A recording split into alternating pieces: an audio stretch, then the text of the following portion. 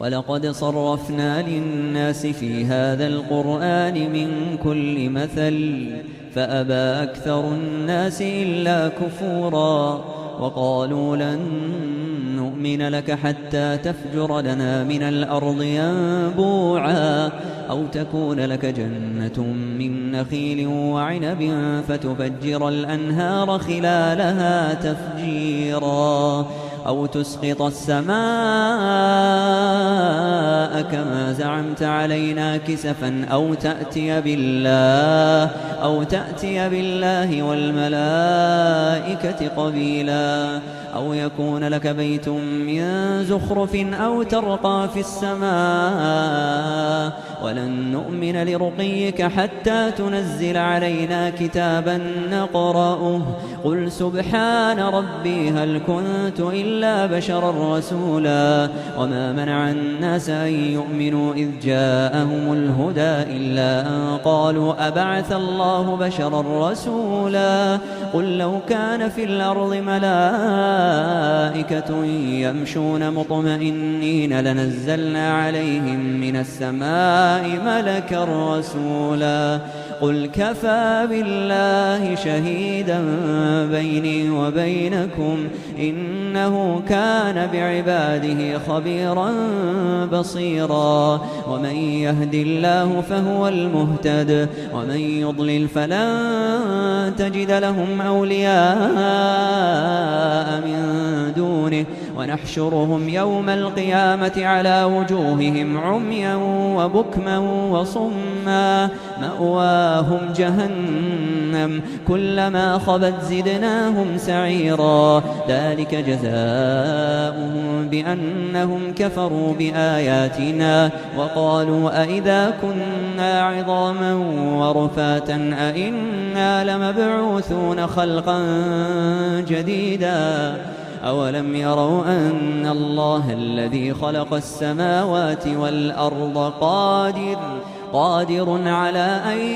يخلق مثلهم وجعل لهم أجلا لا ريب فيه فأبى الظالمون إلا كفورا قل لو أنتم تملكون خزائن رحمة ربي إذا لأمسكتم خشية الإنفاق وكان الإنسان قتورا ولقد آتينا موسى 9 آيات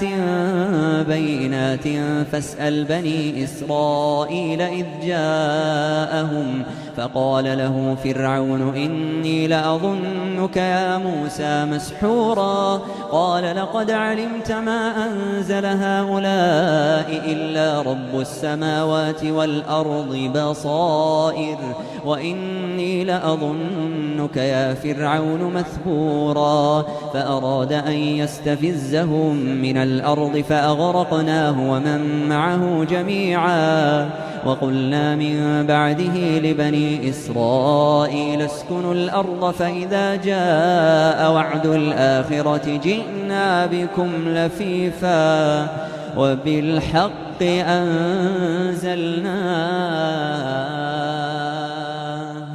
وبالحق نزل وما أرسلناك إلا مبشرا ونذيرا وقرآنا فرقناه لتقرأه على الناس على مكث ونزلناه تنزيلا قل آمنوا به أو لا تؤمنوا إن الذين أوتوا العلم من قبله إذا يتلى عليهم يخرون للأذقان سجدا ويقولون سبحان ربنا إن كان وعد ربنا لمفعولا ويخرون للأذقان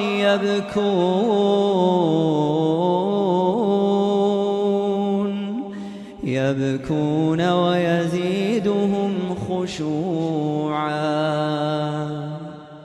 قل ادعوا الله أو ادعوا الرحمن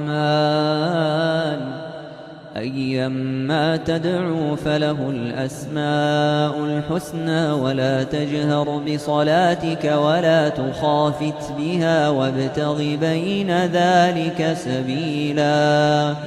وقل الحمد لله الذي لم يتخذ ولدا ولم يكن له شريك في الملك ولم يكن له ولي من الذل وكبره تكبيرا.